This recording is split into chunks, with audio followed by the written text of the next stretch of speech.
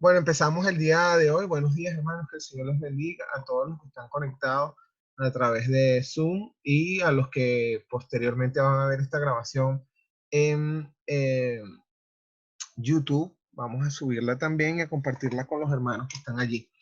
Nos disculpamos porque la hora era un poco más temprano, pero se nos fue la electricidad. Pero la luz no, porque la luz es Cristo y está en nuestros corazones. Así que vamos a comenzar el día de hoy con este tema. Tengo aquí el chat puesto para cualquier cosa. Igualmente, si requieren escribir algo o necesitan intervenir, simplemente lo pueden hacer eh, por acá. Bueno, vamos a hablar el día de hoy de este tema que mi hermano Elvis Vargas, Abraham, entró. Bienvenido, hermano. Se me fue la luz, como estaba diciendo recientemente. Bueno, entonces el día de hoy vamos a estar conversando acerca de Jesús como el autor de nuestra salvación. El hermano Elvis Vargas, quien es el superintendente de la escuela dominical, me pidió hacer este estudio basado en Hebreos capítulo 2, versículos 5 al 18, ¿no? Pero antes de empezar con esto, quiero hacer una breve introducción acerca del tema. Y necesitan... Ah, se me coló un sonido aquí de Abraham, te muteé. Se me está colando un sonido. Si necesitan hablar o algo así, me indican por favor por el chat y yo les doy la palabra. ¿Okay? Porque aquí tengo el chat en vivo.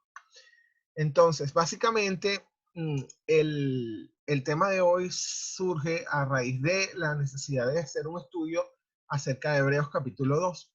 Como nosotros hemos estado estudiando en anteriores clases, el tema de Hebreos básicamente es el centro de la centralidad de Cristo en cuanto a la obra de Él en la tierra y en la salvación del ser humano, ¿no? Y Hebreos creo que hace un análisis completo de lo que es para los judíos, lo que representa para los judíos el sacrificio de Cristo en la cruz del Calvario. Así que bueno, vamos a comenzar el día de hoy con estas láminas, pero quisiera hablar de unos aspectos generales.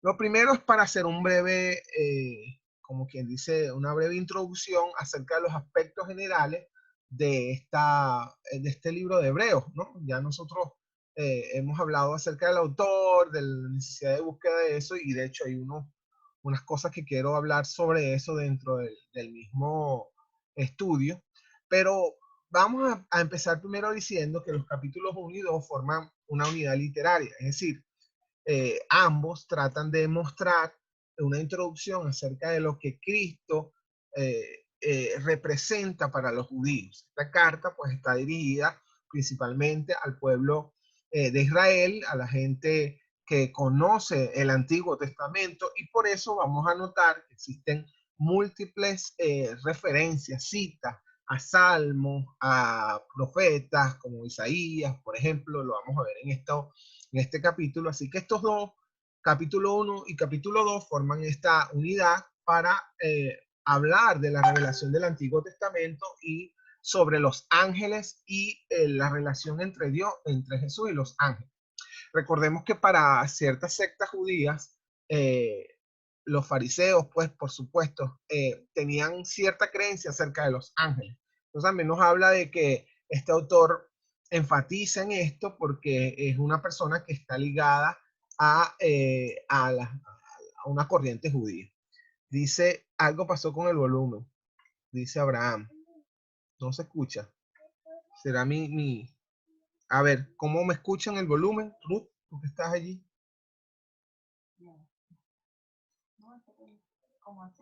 A ver, no sé qué podría ser. Vamos a ver si micrófono.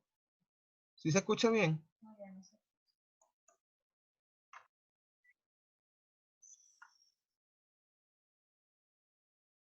Aló, aló, aló, aló, aló, aló.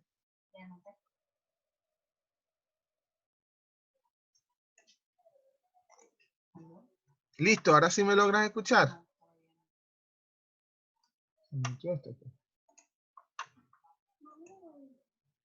Habla otra vez, Anthony. Aló, aló, aló. El micrófono está activo. Sí, Anthony, ahora sí. Ok, me dice Ruth que ahora sí me escucha. Seguimos adelante entonces. Disculpen por, sabes que estamos en vivo aquí. A ver, ¿qué dice? Tal vez pueda ser la señal del internet.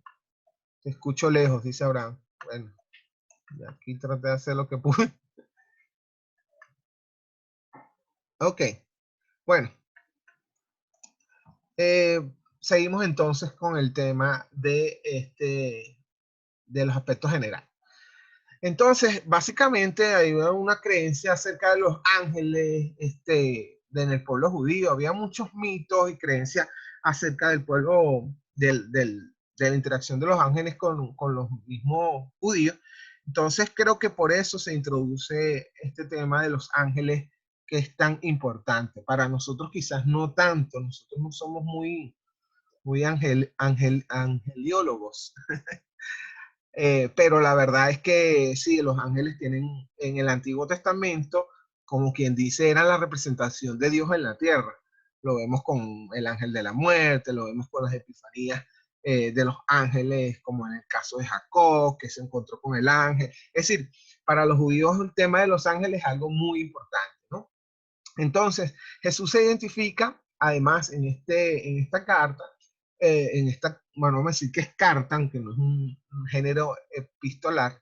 eh, Jesús se identifica con la humanidad y la hace partícipe de su gloria. Y por último, el propósito del pacto en la muerte de Cristo es la restauración de la humanidad caída. Este es básicamente los aspectos generales que van a encontrar en el capítulo 2. Lo hago en modo de introducción porque ahora vamos a analizar cada uno de los versículos. ¿Qué pasó?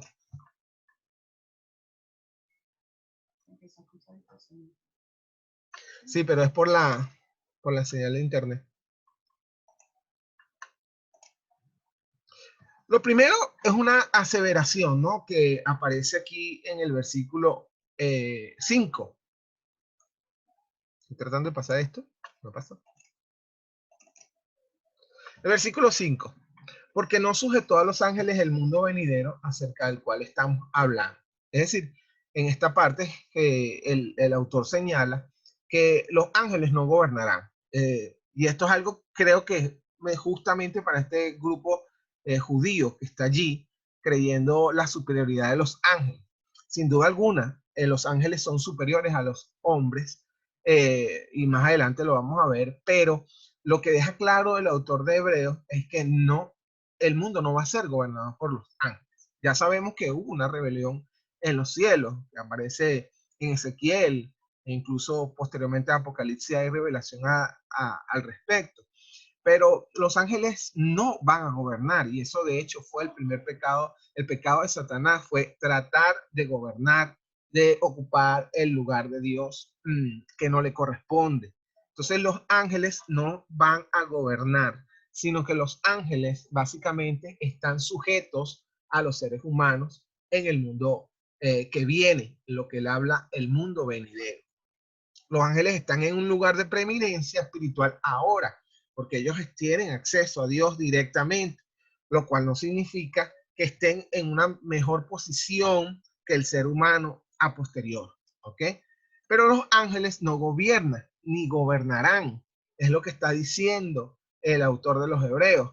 Entendamos que el ser humano es el centro de la creación. Los ángeles son eh, prácticamente servidores de Dios y por lo tanto al servicio nuestro. Hay una canción de Marcos Vidal, si no la han escuchado, se llama Gregarios de Lujo. Esa habla acerca de los ángeles, ¿no? Es muy raro porque no escuchamos una canción acerca de los ángeles casi nunca, pero esa es una canción que está allí disponible en internet.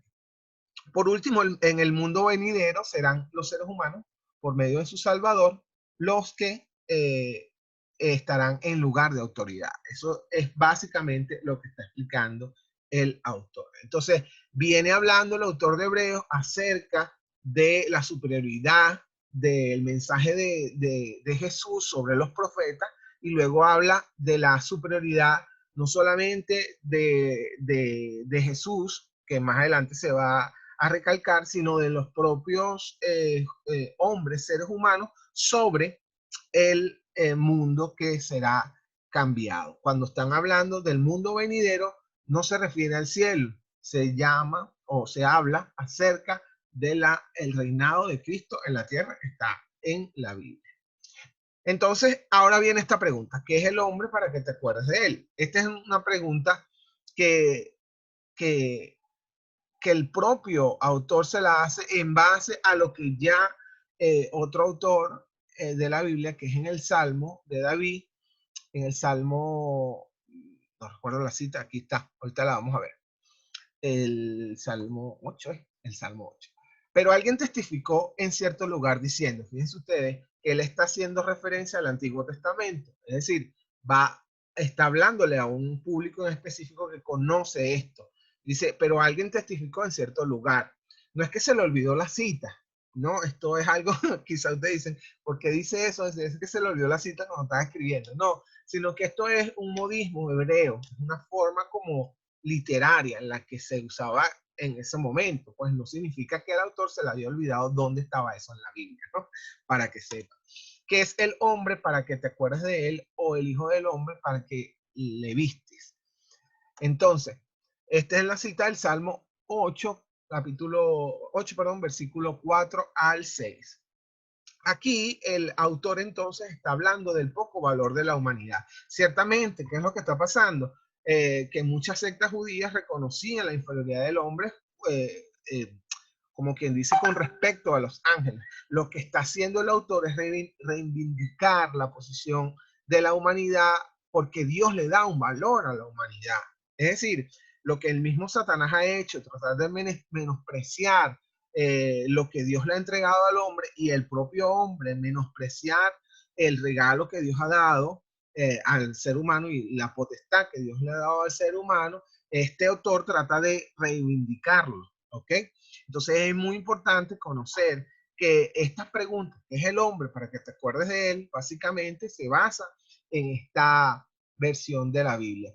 Una cosa muy característica y que es algo que hay que comentar como un tema más de estudio teológico es el hecho de que las citas que se hacen no coinciden mucho con el original y tiene que ver con que el uso que hace el autor de Hebreos es de la Vulgata, la que se conoce como la Septuaginta, ¿ok? Es decir, esta Septuaginta es básicamente una versión griega de los escritos en hebreo. Vamos a ver si alguien tiene una pregunta con respecto a esto. Yo sigo hablando, si no me pregunta, sigo avanzando. ¿Se escucha bien, Ruth? Ahora sí, perfecto. Usted ya con los audífonos está chequeando la conexión. Espero que si se llega a caer, hermano, retomamos. Entonces, sigue, Dios exalta al ser humano. Vuelve el autor a explicar. Entiendan algo. Sí, los ángeles son superiores en este momento, pero lo que está en el hombre, lo que Dios ha depositado en el hombre es mucho superior, es mucho más superior a lo que ustedes creen. Hay una exaltación de Dios al ser humano. Entiendan que Dios ha hecho todo para ustedes. Dice, le hiciste un poco menor que los ángeles, le coronaste de gloria y de honra y le pusiste sobre las obras de tus manos. Fíjense que lo que está diciendo el autor es que no importa que tú pienses que los ángeles son superiores a ti por ciertas capacidades que tienen en este momento. La verdad es que la gloria y honra se la dio no a los ángeles, sino a los seres humanos. Es decir, el ser humano es el centro de la creación y el motivo por el cual Dios creó todas las cosas. Incluso, aunque los ángeles sirven a Dios, básicamente Dios los pone a servicio de la humanidad, ¿verdad? No rezando el ángel de la guarda, dulce compañía, no me desampares ni de noche de día. Eso no se trata de eso, sino sabiendo que Dios manda a sus ángeles alrededor de los que le temen, como lo dice varias veces en el Antiguo Testamento. Entonces, esta es la continuación de la cita del Génesis 1.26 de la Septuaginta, lo que estoy comentando. La versión en griego del Antiguo Testamento es la que está usando el autor de Hebreos. Entonces, es importante, si usted lee Génesis 1.26, ver cómo Dios entrega la autoridad al ser humano sobre todas las cosas que están en la tierra, ¿no? Y luego también, cuando Jesús regresa, que es un punto que hay que hablar, Él le entrega la autoridad sobre lo espiritual, ¿no? Algo que no tenía el ser humano. O sea, no vemos esa acción cuando Jesús Cristo viene a la tierra, entrega ese dominio también al ser humano, inicialmente, y luego vamos a hablar del posterior enemigo a vencer, que es la muerte, que más adelante se habla allí también. Pero fíjense ustedes este detalle, ¿no? Como poco a poco esa exaltación del ser humano se vaya entregando en las manos por parte del que la recuperó, ¿no? El que recuperó la imagen del humano. Cuando tú dijiste se cayó, casi que tú dijiste se ¿Aló? cayó y... ¿Me escuchan? Regresé, disculpen, se fue el internet por un momentico. Estoy explicando algo que quería entrar, pero no sabe cómo.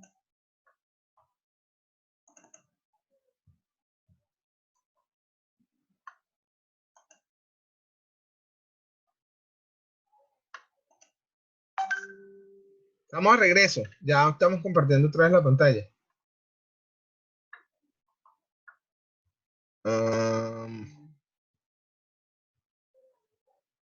Ya está, está bien. ¿Ves en la pantalla, Ru? Todavía no. Cargando.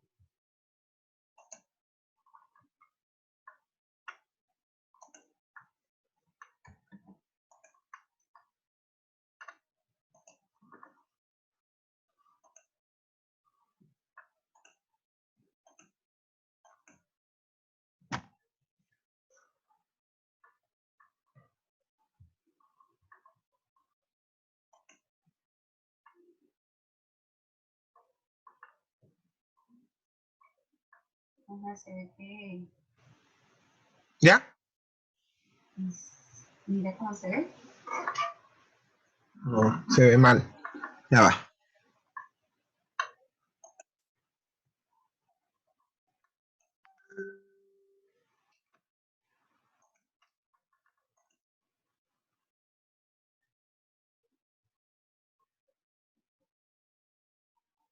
Ángel David se está quejando allí que no puede entrar. Sí, no. Ok, ahorita le das entrada.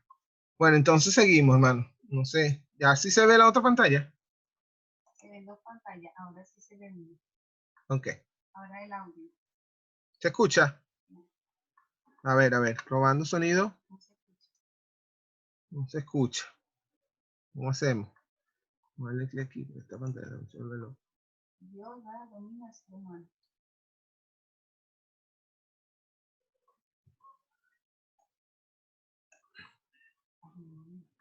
A ver, ¿se escucha ahí? Se escucha, pero yo no escucho. ¿Sí se escucha? Se escucha. Ok. Yo no te escucho. Habla. Ajá, yo estoy hablando. Bueno, seguimos entonces. Le hiciste un poco menor a de los ángeles en el corazón de gloria y le pusiste sobre las obras de tus manos. Esto fue lo que ya hablamos. Entonces, Dios da dominio al ser humano. Es decir, cuando Dios entrega en la creación, le entrega todo bajo sus pies. Cuando se le sujetó todas las cosas, nada dejó que no sea sujeto a él, pero todavía nos vemos que todas las cosas le sean sujetas. Los seres humanos son hechos a la imagen de Dios y con capacidad de ejercer dominio. Eso es lo que es el centro del mensaje que está dando el autor de Hebreo. Ahora sí me escucha. Bueno, tú no me escuchas. Y funciona como un gobernante sobre el mundo. Pero la caída de Génesis 3 frustró ese propósito. Dios ubicó a la humanidad en una posición de honor y autoridad, pero la humanidad pecó y perdió esa posición. Aquí estamos viendo básicamente una explicación de cómo ese dominio que Dios dio al principio en Génesis capítulo 1, pues se pierde 2 capítulos después, que es el capítulo 3. Y esta posición de honor y autoridad que la humanidad tuvo y que perdió a causa del pecado, básicamente debe ser recuperada. Esa es la explicación que está tratando de dar el autor en este momento. Jesús fue Dios encarnado. Ahí viene, aquí empezamos con el desviar el centro de la humanidad, de los ángeles, a Jesús, a lo que Jesús representa para la humanidad, para nosotros como seres humanos. Y Jesús, Dios encarnado, se ve cuando dice, pero vemos a aquel que fue hecho un poco menor que los ángeles, a Jesús coronado de gloria y de honra, a causa del padecimiento de la muerte, para que por la gracia de Dios gustase la muerte por todos. Jesús, el Dios encarnado, cumple el destino de la humanidad y por su muerte restaura a la humanidad creyente al lugar de honor. Es decir, es la muerte de Cristo la que devuelve a la humanidad, ¿verdad? A través del padecimiento, esa gloria y honra que ya Jesús tenía y a la cual renunció para obtener esta y entregársela a los seres humanos. Es decir, básicamente Jesús ya es digno de gloria y de honra. Y él deja su lugar de autoridad en el cielo para venir a la tierra, ¿ok? Y entregarse a la humanidad para también devolver con él esta autoridad que ya el ser humano tenía. Entonces, lo que Jesús viene a hacer es a restaurar lo que el hombre había perdido. Número uno, su relación con Dios, ¿no? Que aunque muchos judíos ya la tenían, ciertamente es algo que practicaban, porque ellos practicaban su religión. Jesús devuelve autoridad completa a la humanidad. No se trata de una simple religión, se trata de gobernar y de quitarle el dominio a Satanás sobre la tierra, un propósito mayor. Entonces Jesús fue verdaderamente humano. Esto es algo que debemos de señalar. Yo creo que ya el autor lo ha dicho desde Hebreos 1:8, habla claramente de quién es Jesús, que es mayor a los ángeles, a los profetas, porque Él es Dios. Es lo que señala el autor de Hebreos. En Hebreos 1:8, si mal no recuerdo, está la cita. Pero ahora toca hablar otra cosa, que es que realmente Jesús también fue humano. Y no se trata de que Jesús haya sido 50% hombre y 50% humano, sino que Jesús fue 100% Dios y 100% hombre. Esto es básicamente un preámbulo y algo muy básico para combatir lo que se conoce como el docetismo, que fue una doctrina que entró gracias a la expansión del evangelio. Básicamente empiezan a entrar corrientes contrarias y esas corrientes dejan entrever que Jesús no fue humano, sino que fue Dios en la tierra, simplemente Dios, que todo lo que él estuvo en la tierra fue como Dios, pero no. Ajá, ¿alguien va a decir algo? Escuché que estaban activando ahí el micrófono. Entonces,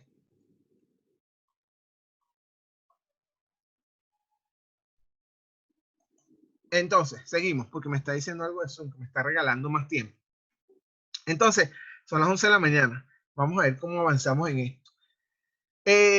El docetismo prácticamente se coló dentro de la iglesia y era enfrentar básicamente que la gente creía que Jesús no era Dios 100% perdón, hombre 100%, pero el autor de Hebreos emplea característicamente este término, Jesús, sin otra descripción adicional, para igualarlo como un ser humano, o sea, Jesús como un ser humano entre nosotros.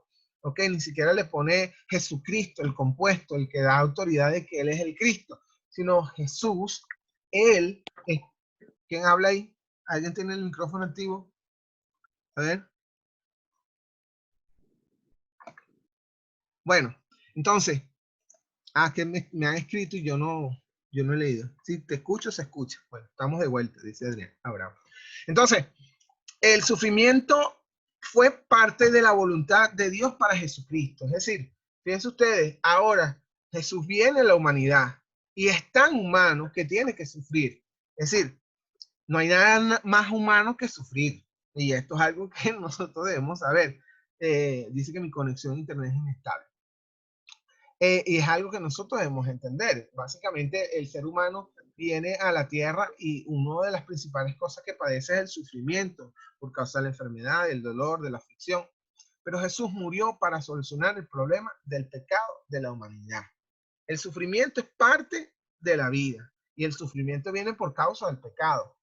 Recordemos que cuando el hombre fue creado básicamente dentro de un ambiente de tranquilidad, de provisión de parte de Dios y de comunión perfecta con Dios. De hecho, la Biblia dice que no había muerte en ese momento. Entonces, cuando Cristo viene a la tierra como Jesús, como el ser humano, viene a solucionar el problema de la humanidad, pero gustándose de la muerte, es decir, saboreando lo que el ser humano hace, es decir, sintiendo, padeciendo lo que el ser humano vive a causa del pecado. Y sin haber conocido pecado, abre la puerta a la victoria sobre la muerte. Esto es algo complejo, pero es algo que podemos explicar. Si tienen alguna pregunta, no duden en hacerlo. Y me interrumpen, no hay problema. Zoom me dio más tiempo. Me quiere Zoom. Ajá, entonces, seguimos para adelante.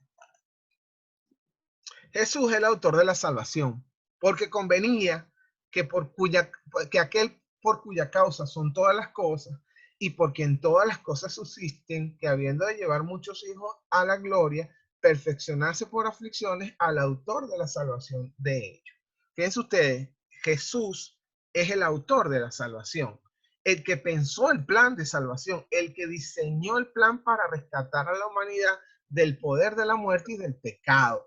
Jesús viene y conviene que aquel por cuya causa son todas las cosas y por causa del cual todas las cosas subsisten, pues básicamente que él ayude a llevar a todos, a muchos hijos, ¿no?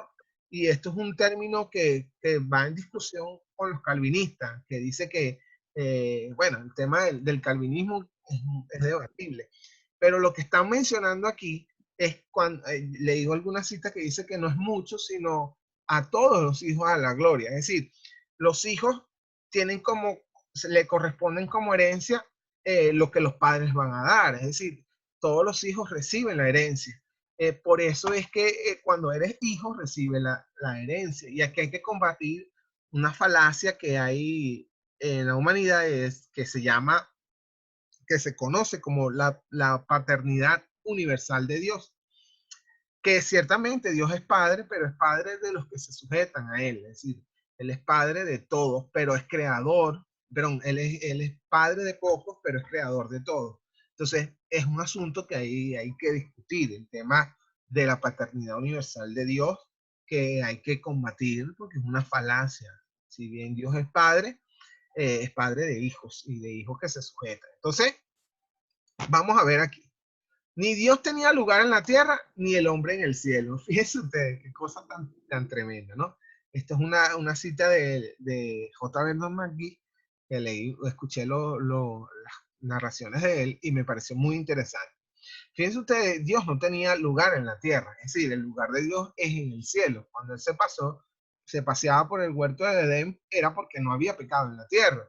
Una vez que el pecado se manifiesta, Dios regresa a la tierra pues, para hacer juzgar en la tierra, juzgar el pecado, pero regresa, el trono de Dios está en el cielo y el ser humano tiene como morada es la tierra, no el cielo. Pero fíjense ustedes que Jesús es tan, el sacrificio de Cristo es tan perfecto que logró hacer un lugar para Dios en la tierra y un lugar para el hombre en el cielo. Es decir, lo que el cielo no era para el hombre, no estaba el hombre en el cielo, el hombre fue creado en la tierra. Pero fíjense ustedes que Jesús al morir, resucitar y retornar a los cielos está preparando moradas para el hombre en el cielo. Es decir, esto es una bendición. La plenitud que lo llena todo ha logrado subir al cielo y darle apertura al ser humano al cielo también, ¿no? Entonces esto es un detalle que a mí me pareció bastante interesante, pero el autor de la salvación, que es Cristo, y Dios entre los hombres, ahora los hombres también van a estar con Dios en el lugar donde habita Dios, allá en los cielos, porque ese perfecto sacrificio nos va a abrir las puertas hacia el Padre. Miren, un detalle como que era el punto que quería conversar allí acerca de lo que tiene que ver con el autor del libro de Hebreos, que es un detalle aquí que se vislumbra, ¿no? Aquel por cuya causa son todas las cosas y todas las cosas subsisten. Si ustedes leen 1 Corintios 8, 6, 15, 25, 27, se nota que dentro de esta actividad está Pablo, ¿no? No se sabe si directamente, fíjense ustedes que escriben las mismas cosas, ¿no? Como ya saben, mucha gente considera que Pablo no es el autor de la carta de los Hebreos, pero sí dicen que básicamente alguien que estuvo relacionado con el ministerio de Pablo es el autor. Uno señala a los judíos que tenían conocimiento, ¿verdad? Como es el caso de Apolos, ¿verdad?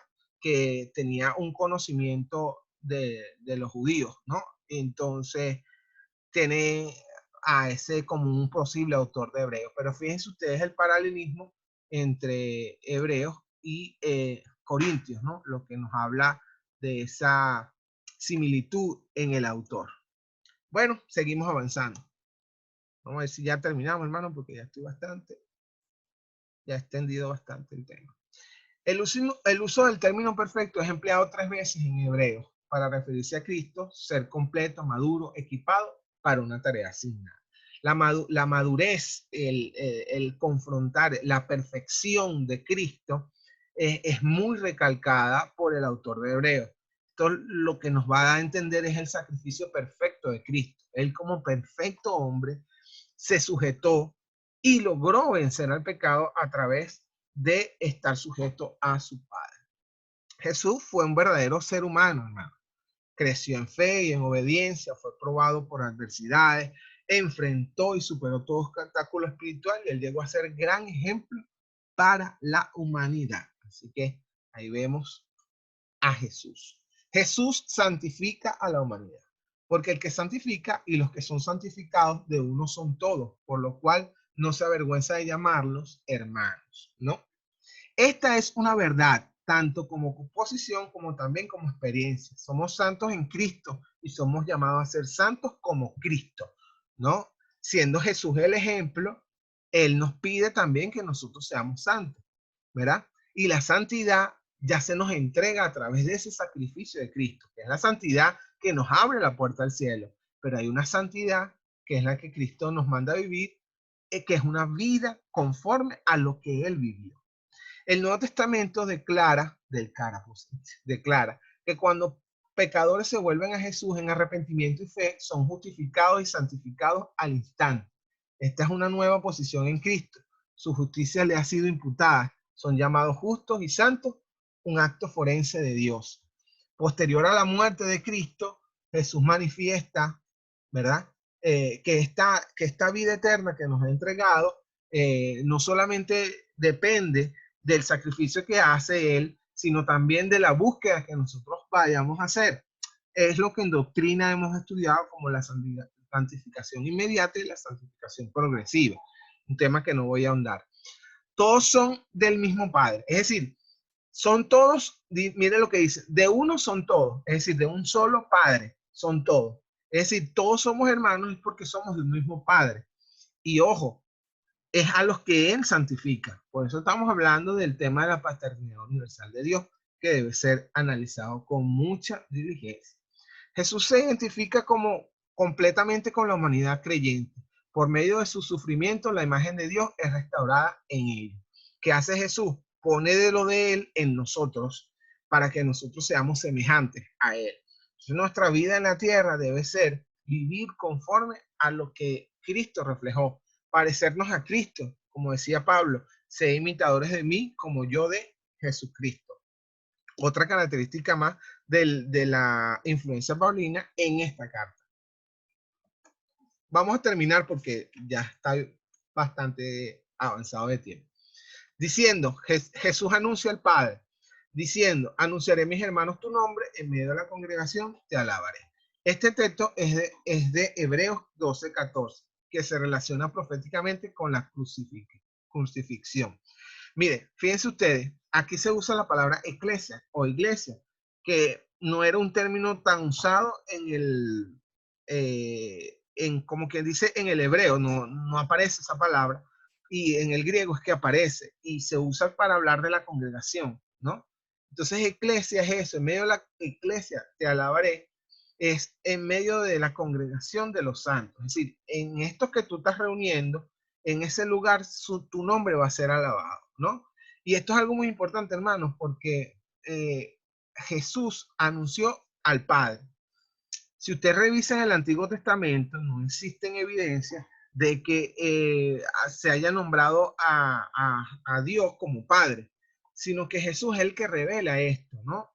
Es que revela la humanidad, la hermandad de la humanidad en Cristo Jesús y en el Padre que está en los cielos. Es decir, Él anuncia al Padre en medio de los que creen en Él. ¿Ve? Jesús en unidad con los creyentes. Y otra vez, yo confiaré en Él y de nuevo, he aquí yo y los hijos de Dios que Dios me dio. Esta frase es una cita de Isaías 8, 17 al 18. Enfatiza la unidad de Jesús con los creyentes. Jesús llega a mostrarse como un humano más. Por eso es que Él nos llama hermanos y no se avergüenza de llamarnos hermanos, porque Él vivió lo mismo que nosotros vivimos. ¿Amén? Yo creo que vamos a terminar con la siguiente cita ya por temas de tiempo y porque ya lo último ya es como un recordatorio más que otra cosa. Y es importante que nosotros veamos cómo Jesús se está identificando con nosotros. Por eso Él es el autor de la salvación, porque Él creó todas las cosas, en Él fueron creadas, pero además también buscó el camino para que la humanidad se reconciliara con Dios. Y no solamente eso, sino que también hizo y venció a la muerte, que es lo siguiente que vamos a ver. Jesús destruyó el poder de la muerte y del diablo. Así que por cuanto los hijos participaron de carne y sangre, él también participó de lo mismo. Es decir, se hizo igual hombre. Es lo mismo. Jesús es igual a la humanidad. Él se igualó al ser humano. ¿Para qué? Para destruir por medio de la muerte al que tenía el imperio de la muerte, que esto es al diablo. Hermano, sin duda alguna, Satanás está vencido. Eso es algo que la Biblia nos da a entender. Evidentemente no hay que ignorar las artimañas del enemigo, pero Jesús destruyó el poder de la muerte y del diablo a través del sacrificio para que por la muerte fuese destruido el que tenía el poder de la muerte. Como no lo podía retener porque no causó pecado, Jesús venció a la muerte y con él la resurrección abre el camino para nosotros también. Es decir, ya el último enemigo fue vencido, que fue la muerte. A partir de este momento, la muerte no tiene potestad sobre nosotros, ni el diablo tiene parte ni suerte en nuestras vidas. Que el Señor lo reprende. Y eso es la autoridad que Dios restableció, hermano. Porque la muerte, que era una consecuencia del pecado, fue vencida por Cristo. Y al vencerla a Cristo nos dio a nosotros también el poder para vencerla en su nombre. ¿Cuántos dicen amén? Es decir, la muerte en este momento no tiene potestad sobre usted. Si usted muere como consecuencia de que Cristo no ha retornado, la muerte no lo puede retener a usted. Usted va a resucitar. Y además el diablo no tiene parte ni suerte con usted, porque a través del sacrificio de Cristo, el diablo, que significa acusador, literalmente, el que te acusa, no tiene argumentos para acusarte porque ya Cristo pagó tu pecado en la cruz del Calvario. Amén. Entonces, vamos a avanzar con esto. Básicamente es esto que estamos hablando. Jesús salva a la humanidad. Esto no se me guardó. Bueno, Dios exalta al ser humano. Bueno, hermanos, con esto vamos a terminar por el tema de tiempo, para no extender más la clase. Si hay alguna pregunta, la pueden hacer en este momento. Vi que la presentación se guardó mal porque es que hice unos cambios al final y como se fue la luz no los guardó. Bueno, hermano, entonces básicamente entendamos, Jesús es el autor de nuestra salvación y nuestra salvación implica muchísimas cosas, ¿verdad? Pero es tan sencillo como confesar el nombre del que Él nos refirió, que es el del Padre. Así que la muerte no tiene potestad sobre nosotros y el ser humano ahora tendrá una nueva realidad al vivir en la plenitud de Cristo Jesús. Aquí tenemos 22 minutos ya de esta presentación y la anterior tiene como 10 minutos. Así que hermanos, Jesús nos ha dado la salvación de nuestras almas a través de un sacrificio perfecto, a través de unas obras redentoras perfectas. El ser humano ha vencido la muerte a través de este sacrificio de Cristo Jesús en la cruz del Calvario. Mire, no hay algo más profundo que esto que está señalando el autor de Hebreos, pero nada tan simple como entender que si confesamos con nuestra boca que Jesús es el Señor y creemos en nuestro corazón que Dios le levantó de los muertos, entonces seremos salvos. Eso es tan sencillo, pero a la vez tanta profundidad dentro de esta obra redentora de Cristo, donde Dios, a fin de cuentas, entrega y devuelve a la humanidad esa relación con Él y, por supuesto, esa autoridad que el ser humano tiene sobre las cosas a través de el autor de esta salvación que es Cristo Jesús, Señor. Amén. Bueno, con esto damos por concluido el tema del día de hoy. Abrimos espacio de preguntas, por lo menos 5 minutos. Si tienen alguna pregunta con respecto a las láminas que vieron anteriormente, hay unas que las últimas salieron muchas, pues por eso, porque no se guardó. Preguntas, hermanos, por aquí. Activo el micrófono a los que estén ahí. Si es que hay alguien por ahí. Yo estoy hablando, yo no sé si hay alguien ahí. Y bueno, estamos listos. ¿No hay preguntas entonces? A ver. ¿Todo bien? ¿Tú nunca no me escuchaste nunca? Espero que la gente me haya escuchado. Bueno, hermanos, creo que se escuchó. Hay 4 participantes y espero que se haya escuchado. Bueno, Dios les bendiga. Nos vemos. Paso las láminas. Bueno, voy a ver si recupero las que están muchas y se las paso entonces allí, hermanos. Dios les bendiga. Gracias por estar aquí atentos. Que hay alguien en el chat. Amén, dice Janet. Bueno, muy bien. Dios les bendiga, hermanos. Entonces, creo que no hay más preguntas. Ah, ¿bien? Amén. Ah, Janet. Bueno, Dios te bendiga, pues. Hablé bastante, pero espero que se haya entendido algo. Dios les bendiga.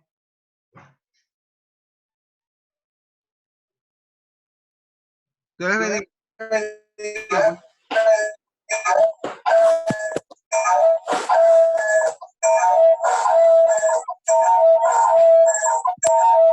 Siempre pasa lo mismo.